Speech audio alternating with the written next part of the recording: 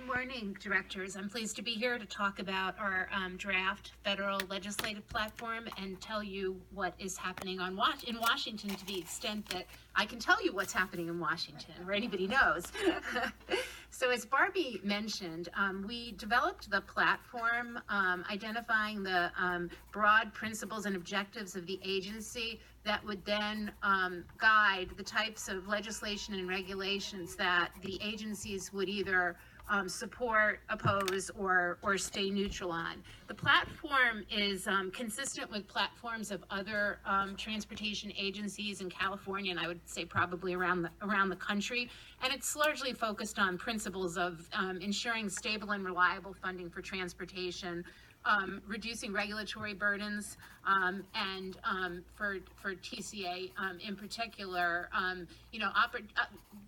reforming the process for low interest loans, so that if that was ever something that the agency was interested in, that it would be a program that's workable, because right now there's some challenges with the Department of Transportation low interest loan program.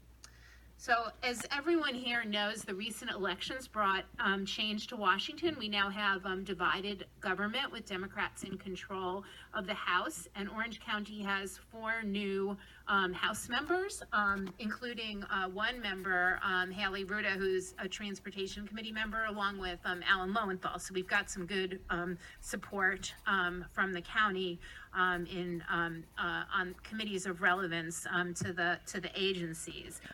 There continues to be talk about infrastructure legislation. President Trump mentioned it in his State of the Union. This week or yesterday, there was a hearing of the Senate Commerce Committee talking about passing a bipartisan infrastructure bill, and the week before, the House Transportation Committee held a hearing on infrastructure legislation. The big question is how to pay for infrastructure legislation, which you also all have probably been reading about and have seen it firsthand in California. There are some that support increasing the gas tax, but that's also a complicated question. There seems to be growing support for a vehicle miles travel fee, which California was at the forefront of studying a couple years ago, but that's probably not ready to be rolled out across the country, but that is something that is being looked at. There continues to be a lot of discussion and interest in toll roads, both public-private partnerships, which you obviously are not, but then also just the model of toll roads and congestion pricing and express lanes. And so that's something that is being looked at, obviously, across the country and by Congress as a way to address funding shortfalls for transportation projects.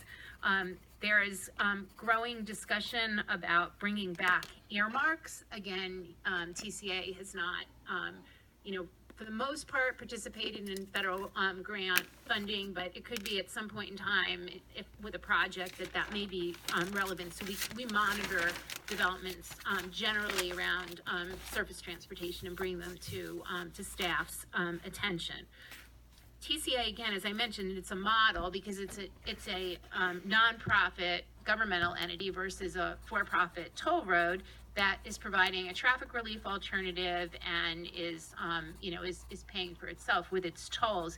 And so we've had a lot of interest over the years from the congressional committees of jurisdiction and members of Congress on how TCA operates and what recommendations we might have, whether it's to expedite the environmental review process, or when TCA received one of the early predecessor loans for the low interest loan program when it was first constituted, some of our experiences. So we're going to be continuing as Congress works to reauthorize the surface transportation law to be